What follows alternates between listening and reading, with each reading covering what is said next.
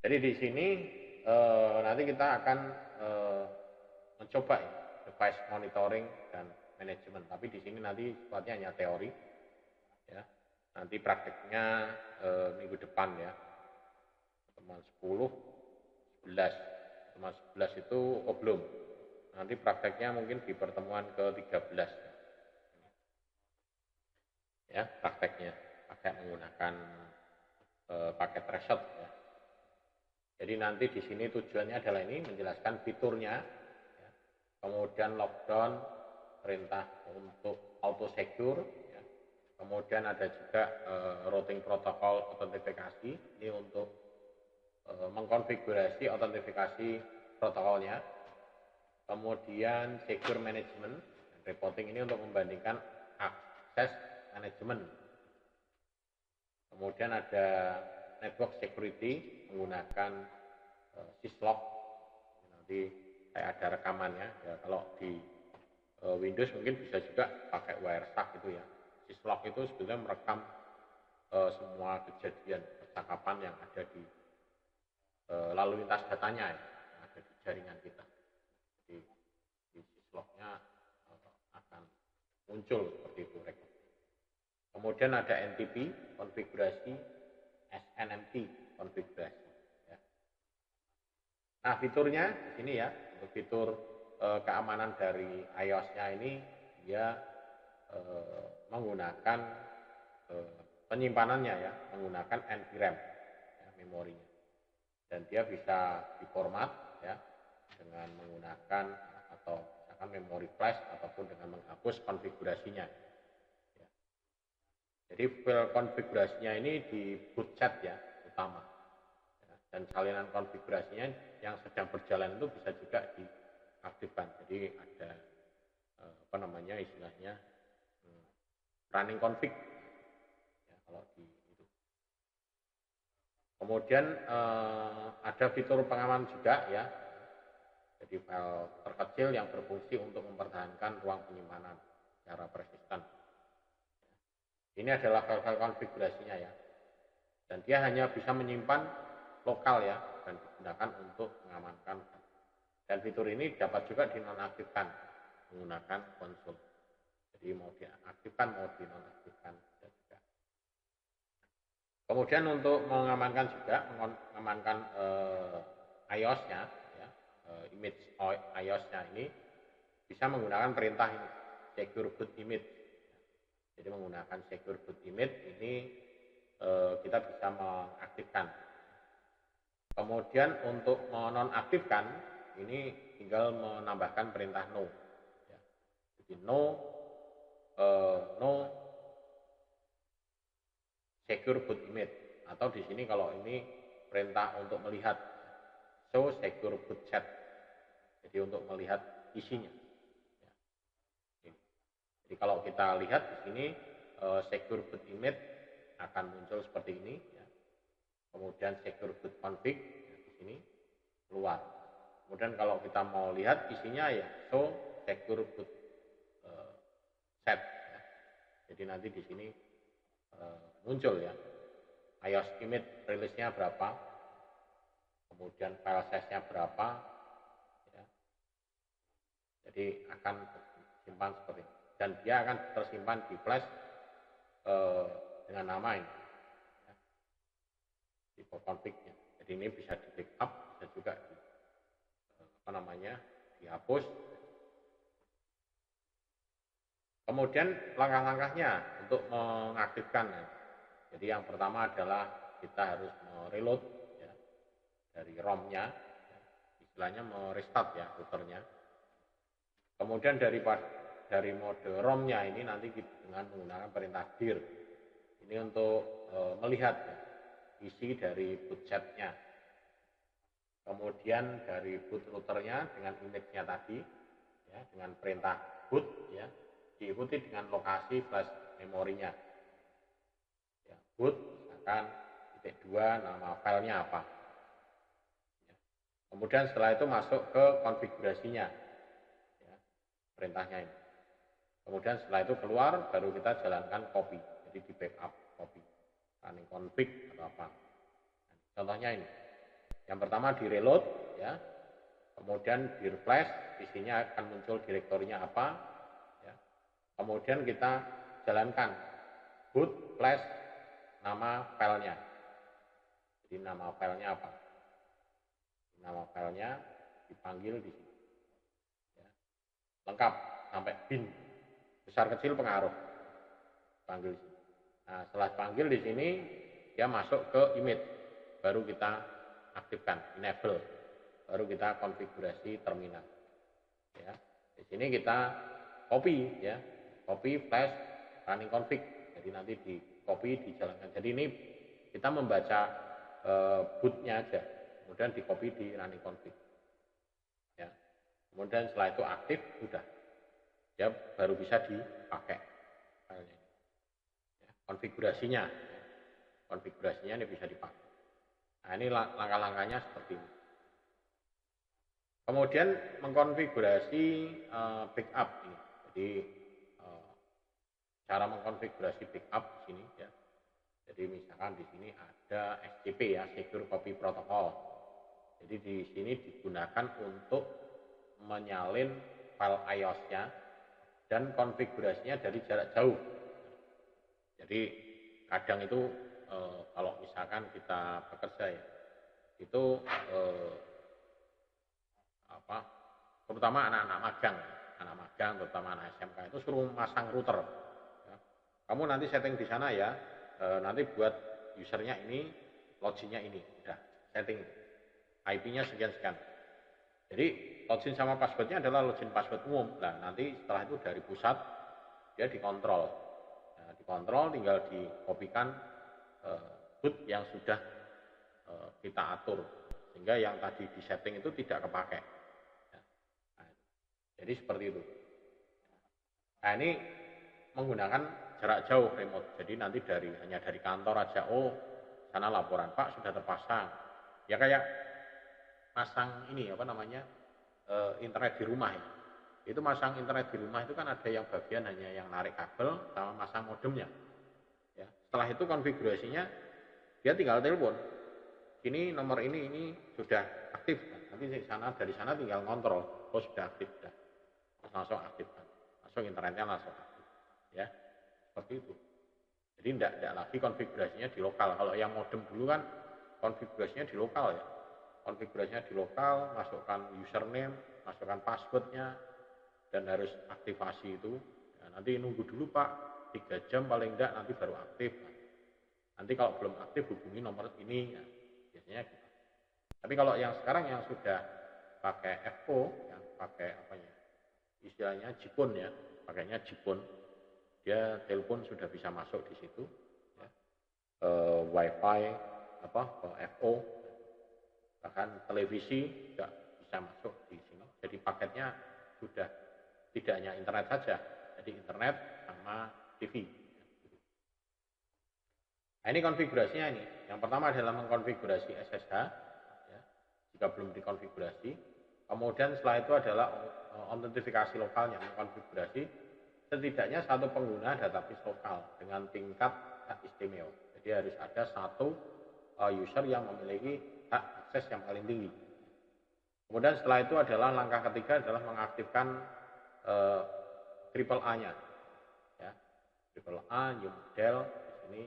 Kemudian gunakan perintah autentifikasi login default. Ini menentukan bahwa database lokal digunakan untuk autentifikasi. Ya. Kemudian yang kelima, ini gunakan perintah untuk exit mode, ya, exit default lokal. Ya. Dan ini untuk mengkonfigurasi otorisasinya. Ya. Angka yang keenam adalah menggunakan perintah IP SCP server enable untuk mengaktifkan fungsionalitas dari sisi server SCP-nya, ya, dari Secure Copy Protocolnya. Langkahnya adalah ini, ya. Yang pertama IP. Jadi ini adalah untuk mengaktifkan SSH. Ini privilege untuk mengaktifkan SSH. Kemudian kalau sudah, ini kita membuat login privilege 15, ya, berarti hak akses yang paling tinggi dengan dengan dengan login namanya Bob, ya, passwordnya adalah ini Cisco 12345. Nah, kemudian setelah itu kita buat akses untuk triple A, ya, new model autentifikasi login default lokal, kemudian autentifikasinya exit mode lokal, IP SCP-nya server enable, sudah. Nah, setelah ini baru masuk ke ini di router 2-nya, di copy flash dari backupnya ini. Jadi, kemudian di sini tinggal dimasukkan address remote-nya. Jadi remote-nya ini IP-nya adalah IP-nya dari sisi ini. Ya. Kemudian destination-nya, username-nya adalah Bob. Jadi ini adalah IP-nya R1. Ini IP-nya R1. Ya, R1.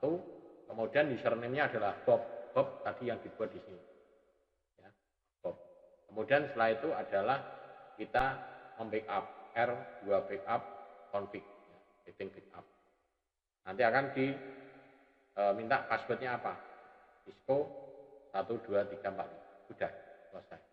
Ya, ini menggunakan mode remote. Ya, tapi SSH-nya harus jalan dulu, koneksi jaringan harus jalan dulu. Ya. Modelnya seperti ini. Kemudian ini cara memulihkan kata sandi. Ini istilahnya mereset atau merestore password. Ya. Ini langkah-langkahnya adalah ini, ada 14 langkah. Ya. Ini pertama hubungan ke port konsol, karena kalau yang namanya memulihkan kata sandi ini kita tidak bisa lewat jarak jauh, harus dari alat yang dekat. Ya, alat dekat menggunakan apa koneksinya? Ya menggunakan konsol, ya, konsolnya. Jadi kita gunakan konsolnya, kemudian habis itu nanti catat pengaturan registrasi konfigurasinya, terus routernya, langsung tampilannya aja ya. Jadi memulihkan kata sandinya. Pertama aktifkan dengan menggunakan no service password instruction. Ya. Jadi di sini nanti semua password akan disable, jadi akan kelihatan. Ya. Jadi bisa kebaca. Jadi inskripsinya akan kebuka semua. Ya. Kemudian habis itu kita coba no service password encryption, kemudian kita jalankan running config. Nanti di sini akan kelihatan semua. Bahwa ini sudah tidak aktif. Tapi nanti passwordnya akan muncul kelihatan dengan menggunakan ini. Tidak transkripsi hilang. Ya. Baru nanti dari situ nanti bisa kita ubah passwordnya. Jadi ini untuk memulihkan perangkat setelah perintah no service dimasukkan mulai urutan yang lain. Ya. Jadi nanti langkah-langkahnya itu. Kemudian untuk protokol ini, ya istilahnya ada recovery CDP ya dan LLDP.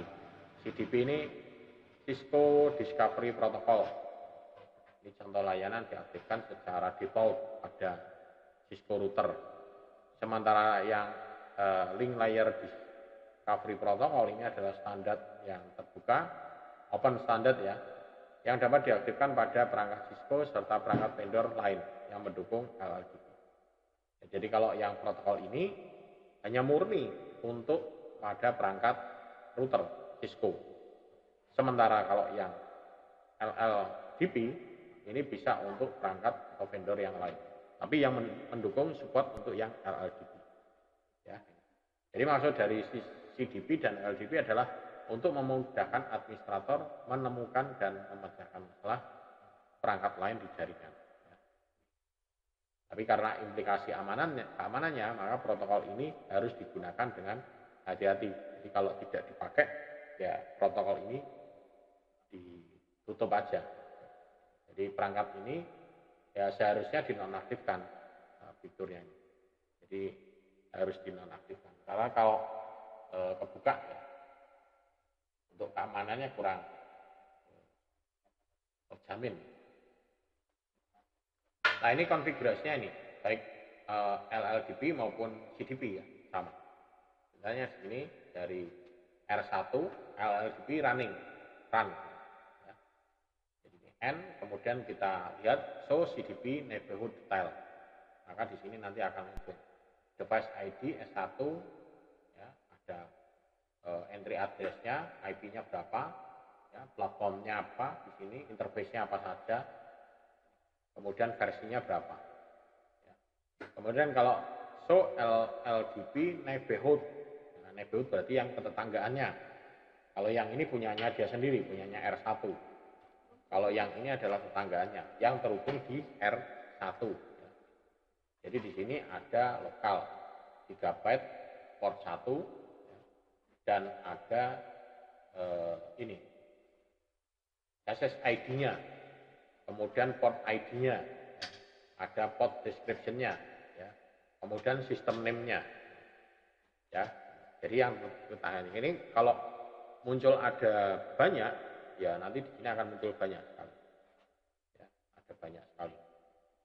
Ini kebetulan di sini yang saya capture hanya satu, ya, yang di capture hanya satu. Ini saya capture supaya Anda mudah, ya, nanti lihatnya. Kalau saya demokan nanti berupa animasi, nanti kalau ini kan terekam di PowerPoint, tapi kalau berupa dalam video praktek ini, saya menggunakan praktek ini, nanti prakteknya dikumpulkan aja di pertemuan ke 12, ya, mulai nanti pertemuan 12,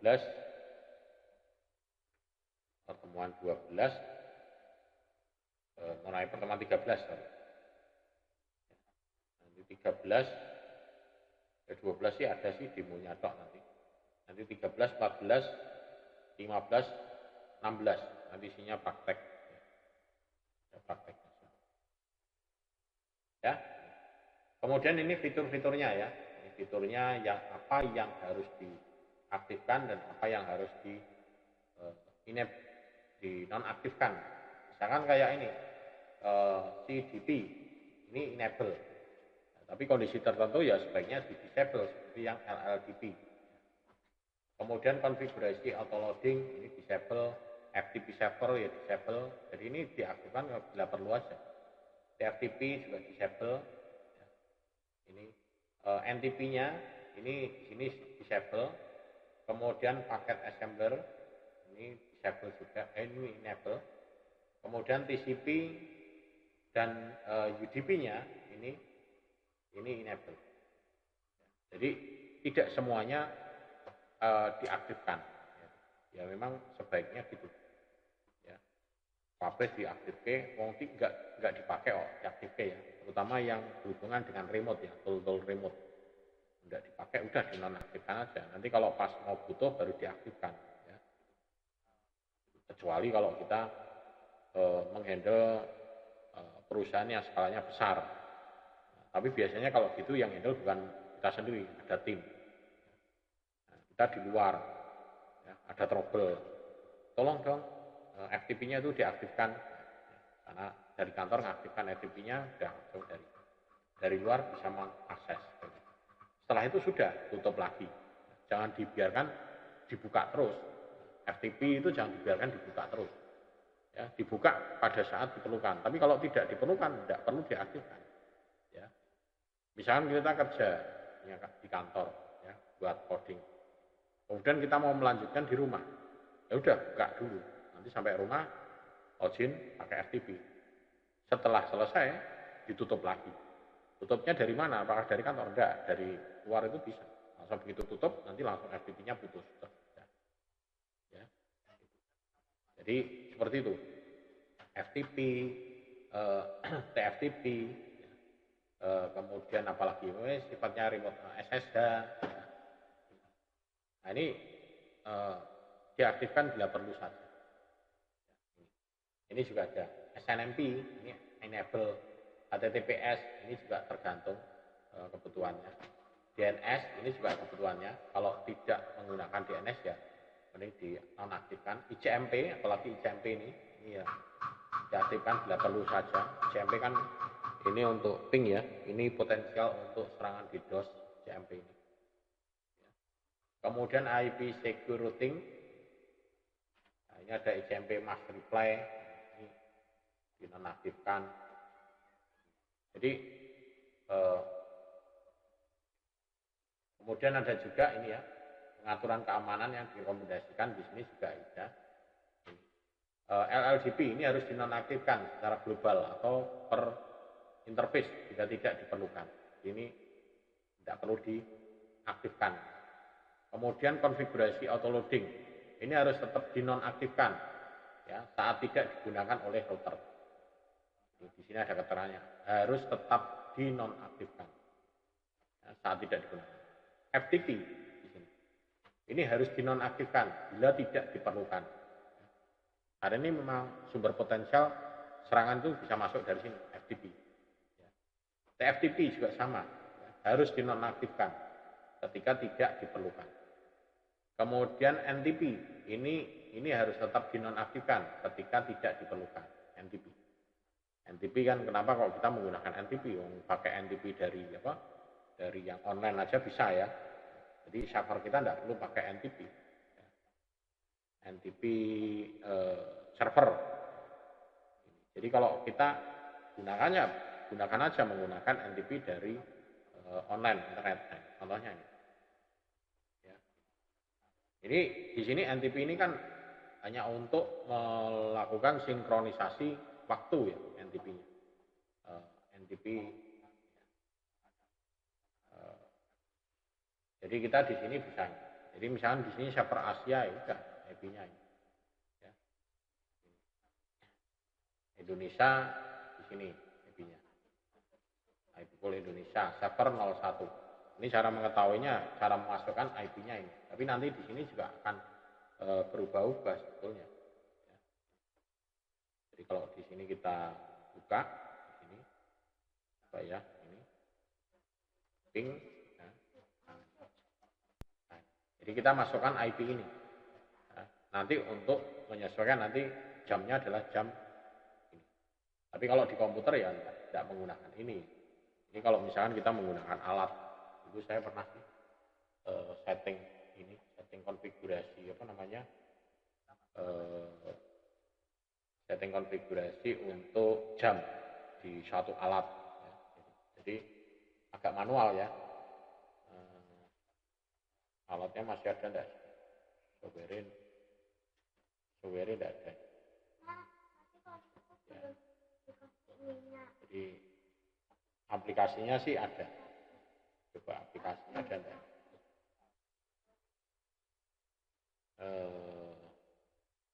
Apa ya? Saya coba cari.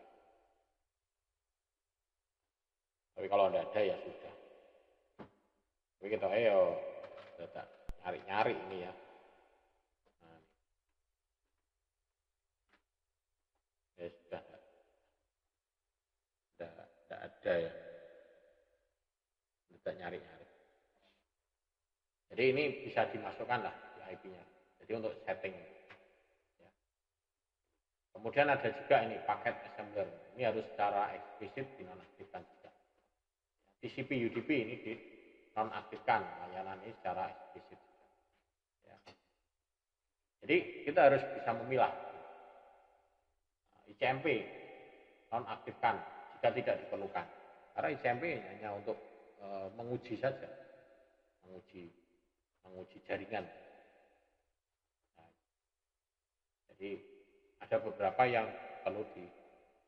Kemudian untuk Cisco Auto Secure, ini dapat mengunci fungsi bidang manajemen dan layanan bidang yang sifatnya routing ya, yang fungsi untuk routernya. Ada beberapa layanan di sini, jadi bisa menggunakan boot TP, CDP, FTP, TFTP. Jadi kita bisa menggunakan ini. Jadi untuk melakukan ya auto secure. Ya. Kemudian memberatkan secara hukum menggunakan banner. Misalkan. Jadi banner-bannernya bisa diaktifkan. Jadi kalau misalkan sudah masuk, login ini hanya boleh diakses oleh si admin. Selain itu tidak boleh mengakses. Ya.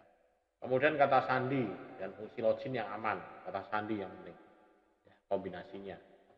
NTP-nya, ya, akses SSH yang aman. Ya. Kemudian layanan penyadap TCP/IP. layanan penyadap TCP IP ini kalau bisa digambarkan, dicontohkan, kemarin banyak ya, tapi ini yang paling umum aja ya yang saya tunjukkan, yang neko-neko enggak usah ya. Ini pakainya Wireshark. Jadi di sini ada layanannya, nanti di sini bisa menggunakan ini. Jadi kita di sini bisa melihat protokolnya yang ini apa di sini. Ya. Ada TCP, ada UDP, ada ICMP. ICMP kalau kita mau filter di sini juga bisa. Ya. ICMP, misalkan kita filter. Ya. ICMP, ya. Begitu kita buka di sini, ya. Ini kan perintahnya ini. Ya. Nah, nanti akan kelihatan muncul, saya besarkan. Begitu saya di sini lakukan perintah ping, ya, google.com, ya. Nah, maka di sini langsung terekam. Nah, ya. Oh, google.com, ya muncul di sini, ya terekam. Nah ini adalah salah satu fitur untuk menyadap, ya, layanan untuk menyadap, ya. Pakai Wireshark, bisa pakai Nmap, bisa pakai sniper, ya. Sniper atau mungkin apa ya, sniping ya, sniper ya. Itu kalau di aplikasinya apa namanya, Cisco, ya Pak, Cisco, Mikrotik itu ada. Ya.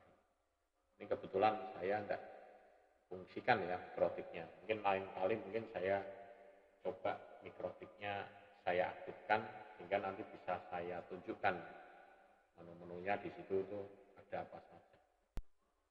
Ya. Nah, sebetulnya ada 3 layanan ya di sini yang bisa diaktifkan ya.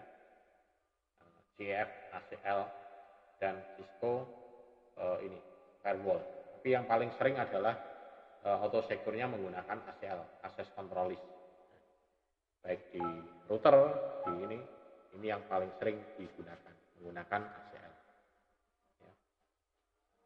Kemudian sintak perintah Cisco auto secure. Ini perintahnya, routingnya adalah ini. Kemudian di sini bawahnya adalah parameternya dan deskripsinya. Nanti bisa dibaca untuk prakteknya minggu depan. Kemudian untuk CLI-nya auto secure pertama ini. Ini langkah-langkahnya adalah, jadi yang pertama auto secure, masukkan, menampilkan pesan selamat datang, wizard configuration auto secure. Kemudian mengumpulkan informasi tentang interface-nya yang dari luar. Kemudian auto secure akan mengamankan bidang manajemen dengan menonaktifkan layanan yang tidak perlu. Kemudian auto secure akan meminta banner. Jadi kita membuat satu banner, kemudian setelah itu auto secure akan meminta kata sandi dan mengaktifkan kata sandi untuk fitur login. Sudah selesai. Ya. Jadi untuk mengaktifkan sebenarnya mudah.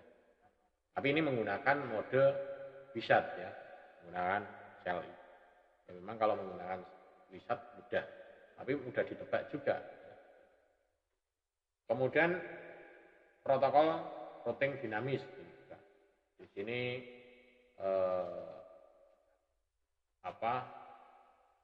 ada beberapa aktivitas ya. Terutama di sini kalau yang dinamis itu adalah dia mencoba menemukan jaringan dan memelihara tabel routingnya. Karena dinamis sifatnya.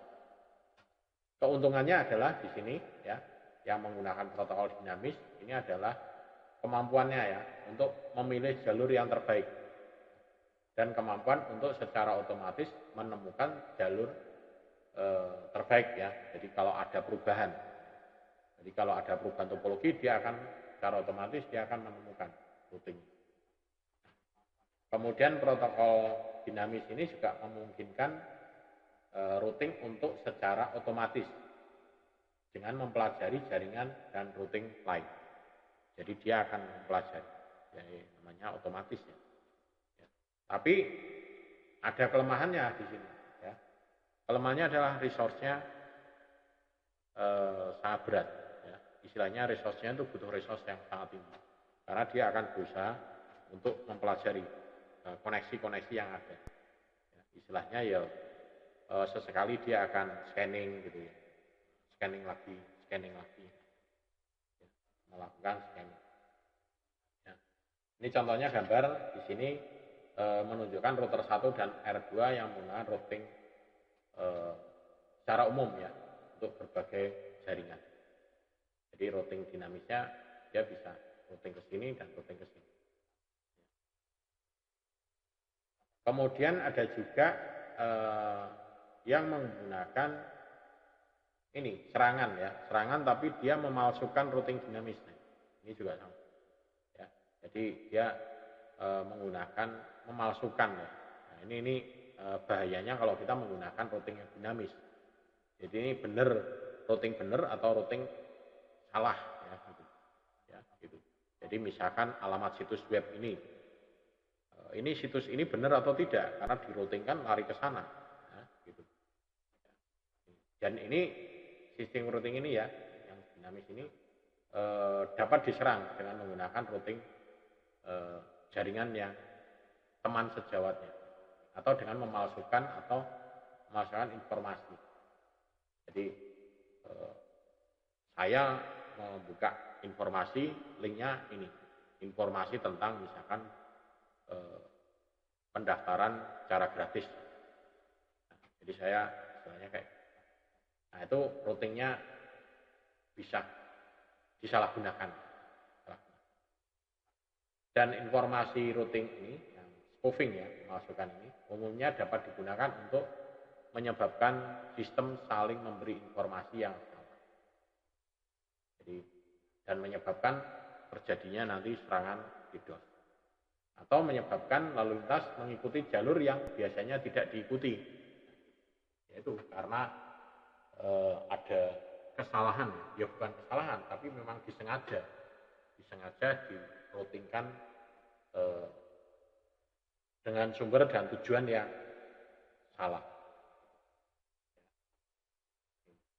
Jadi konsekuensinya adalah ini yang dipalsukan, mengarahkan lalu lintas untuk membuat loop routing dan mengarahkan lalu lintas sehingga dapat dipantau pada link yang tidak aman, sehingga aktivitas kita itu bisa tertangkap. Misalkan gini,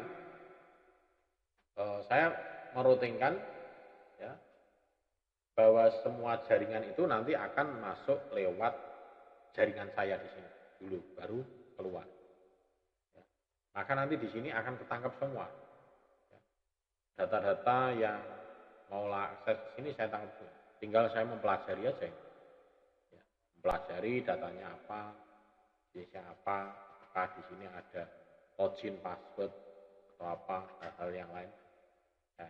Jadi dengan memalsukan routing, maka kita bisa mengarahkan seperti itu. Bisa mengcapture ya datanya. Atau bisa juga mengarahkan lalu lintas untuk membuangnya. Jadi hal-hal yang benar dibuang tapi diarahkan ke tempat kita. Nah ini memang sangat bahaya. Makanya keamanan ini sangat penting. Kemudian autentifikasi terutama di OSPF ya, menggunakan MD5. Jadi mengaktifkan OSPF ya, MD5. Jadi interface ini menggunakan kata sandi dengan MD5 bisa.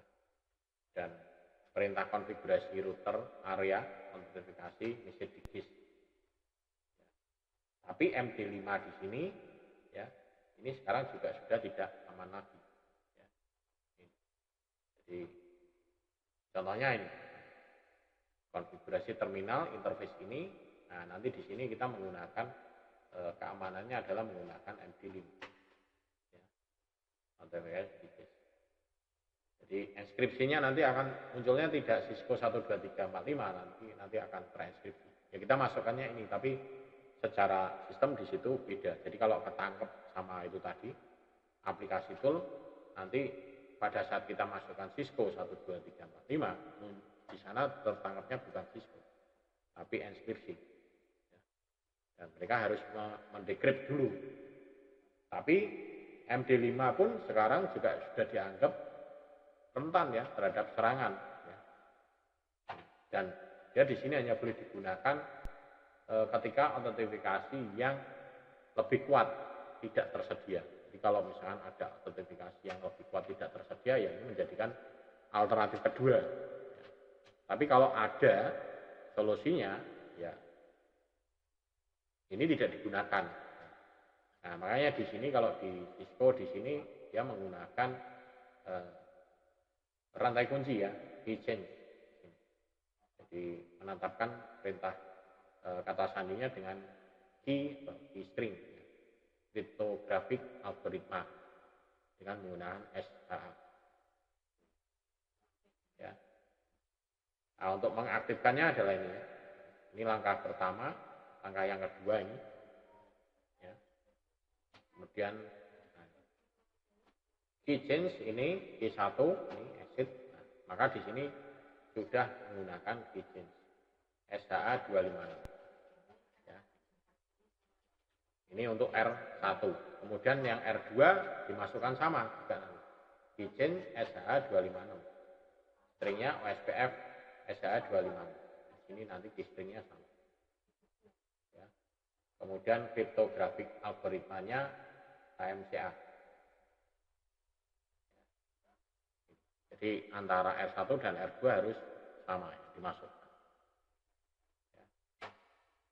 Kemudian jenis akses manajemen di sini.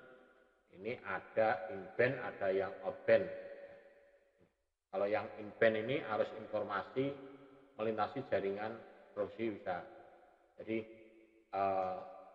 dia akan melewati routernya di sini.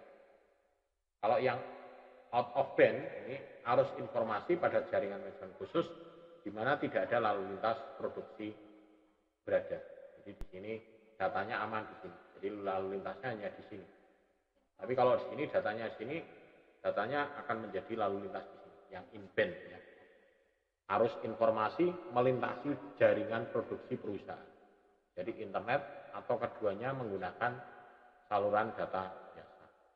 Kalau yang ini berbeda. Internet dan jalur data berbeda. Internet dia jalur sini, kalau dia akses data jalurnya beda. Kalau ini sama. Ya.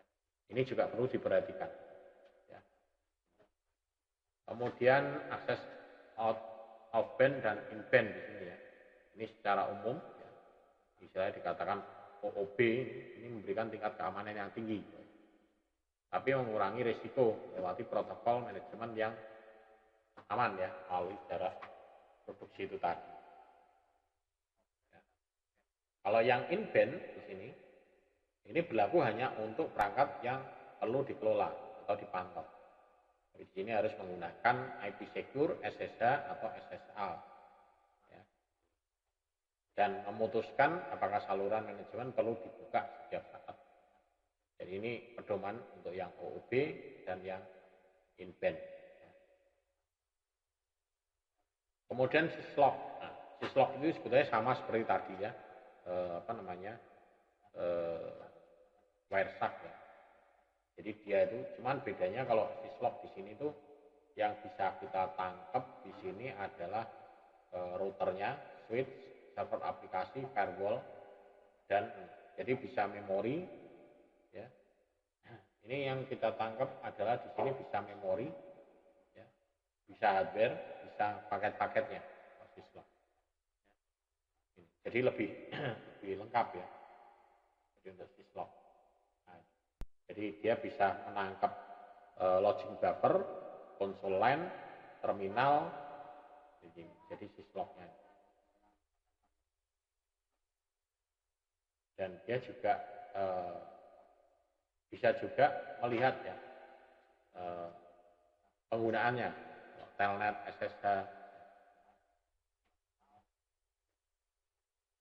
Kemudian pesan-pesan dari syslog ini ada level-levelnya. Emergency level 1, alert level 1 emergency level 0 ya, critical. Ini kalau ini perlu dipraktekkan ya. Kemudian fasilitas syslog di sini ada untuk deskripsi ya. Ini ada untuk link ya. Misalkan output dari switch Cisco ini dengan link Ethernet channel, ya, mengubah status ke atasnya, maka akan ada perubahan. Ya. Fasilitas link level 3 dengan ini mnemonic up down. Nah ini contohnya ini, ya. Konfigurasi untuk service timestamp, ya, log date. Ya. Jadi biasanya dipakai untuk melakukan cek konfigurasi terminal interface ini shutdown, dimatikan, exit, kemudian service time log date. Nah, ini berarti di sini akan memaksa untuk mencatat, ya, tanggal dan waktu seperti yang ditunjukkan. Jadi akan dipaksa mencatat. Jadi log, mengaktifkan log. Ya. Sehingga nanti kalau dengan mengaktifkan log ini akan terbaca di syslognya. Ya. Jadi pesan log ini harus diberi stamp waktu sehingga ketika dikirim ke tujuan, ini syslog ini ada catatannya. Ini ya, ada syslog server, ada syslog client. Ini juga dikenal sebagai host log, ya, ya, menerima dan memproses pesan log dari klien syslog. Kemudian kalau yang router atau jenis peralatan lain yang menghasilkan ini konfigurasi, ini banyak prakteknya sebetulnya, cuman ini dari sisi ini juga banyak sekali, ya, ini konfigurasi NTP ya, untuk setting jamnya, ya. Ya. Setting NTP-nya ada levelnya 10, 11, 2, 3, 4 level-levelnya, ya. Didefinisikan sebagai jumlah hop count-nya dari sumber. Kemudian konfigurasi dan verifikasi NTP, jadi dari server di sini. Ya kalau kita menggunakan server NTP ya NTP, kalau kita mengaktifkan sendiri ya bisa. Tapi ya tadi untuk keamanan sebaiknya kita nonaktifkan saja NTP servernya. Kita ngikut NTP server yang secara internasional aja. Jadi ini kalau kita mau cek, ya, show clock detail nanti begini, UTC-nya apa? NTP server, nah ini tadi yang saya maksudkan, IP-nya dimasukkan sini. Ya. Jadi NTP server ini N show clock nanti akan berubah. Begitu nih IP-nya diubah ke yang misalkan tadinya Asia, kemudian Indonesia, diubah ke server mana? Nanti show clock di sini akan berbeda. Tapi ini untuk membuktikan ini routernya harus connect internet, ya. Harus connect internet. Kalau tidak connect internet tidak bisa. Jadi routernya harus connect internet. Kemudian show NTP associate ini juga sama, untuk membuktikan ini harus connect internet. Show status NTP status juga sama. Ya. Kemudian SNMP ini juga. Ini protokol layar aplikasi yang menyediakan format pesan, ya, untuk komunikasi antar manajer dan agennya. SNMP. Jadi kita bisa memberikan informasi tentang hardware-nya, tentang konfigurasinya. Biasanya ini dipakai aplikasi ini kalau yang bisa baca ini dedut, ya. Dedude. Itu bisa. Ini bisa kebaca semua NTP-nya. Ini operasi NTP-nya ada get sama set, ini deskripsinya ya bawahnya. Kemudian basis informasi manajemen, ya, ini mengatur variabel secara hierarki. Ada MIP ID-nya untuk versinya. Oke, mungkin ini yang bisa saya sampaikan, ya. Ini istilah-istilah nanti bisa dibaca. Nah, ini juga konfigurasi keamanan SNMP. Langkah pertama adalah ini. Nah, ini mempraktekkan semua. Cuman kalau mempraktekkan ini hanya bisa dipraktekkan, tapi nanti untuk mengujinya susah ini. Jadi misalkan ini konfigurasi ACL, ini untuk konfigurasi ACL ya, konfigurasi SNMP. Nah, untuk verifikasinya ya, IP access list standar permit. Jadi nanti di sini berarti diizinkan ya. Kemudian kalau kita juga untuk memverifikasi show running include SNMP. Berarti nanti di sini akan yang include SNMP, berarti nanti di sini usernya siapa, engine-nya, group name-nya apa. Ini adalah tools ya yang bisa MIP browser setting ya, untuk bisa mengkonfigurasi secara GUI, ya, secara grafik user interface. Jadi Anda bisa, mungkin Anda bisa cari ya, manage engine MIP ya, MIP browser setting, nanti bisa dicari. Tapi ya nyari ini harus ada alatnya di sini ya. Alatnya nanti ya bisa router, bisa mikrotik, nanti bisa disetting untuk sebagai target ya. Atau yang paling umum adalah menggunakan aplikasi The Dude ya, The Dude ya. The Dude. Nah, jadi The Dude.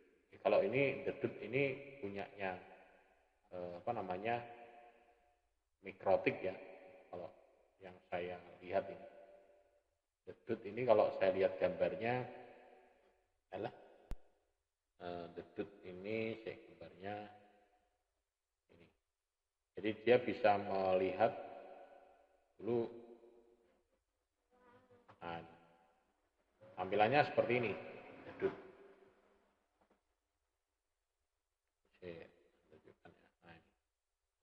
Nah, The Dude. Jadi kita bisa mau manage jaringan-jaringan ini seperti ini ya, tapi memang harus terhubung ya. Makanya ini kalau kita mau mempraktekkan ini ya,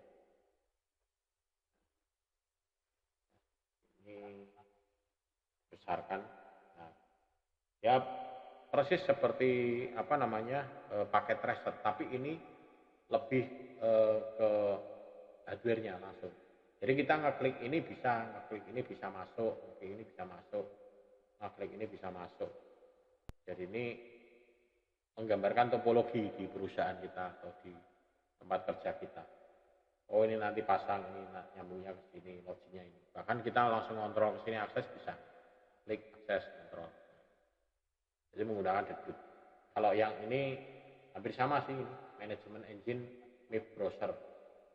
Ini manajemen engine MIP browser free. Ini free sebetulnya juga ya. Kalau kita cari ya, coba ya, manage engine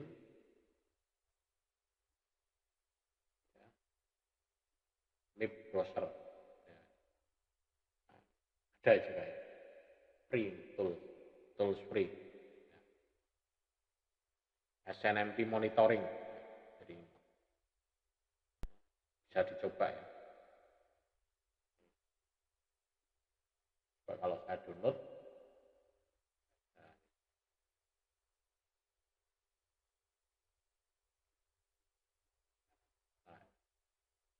simpan, coba ya, kita download, atau download, simpan.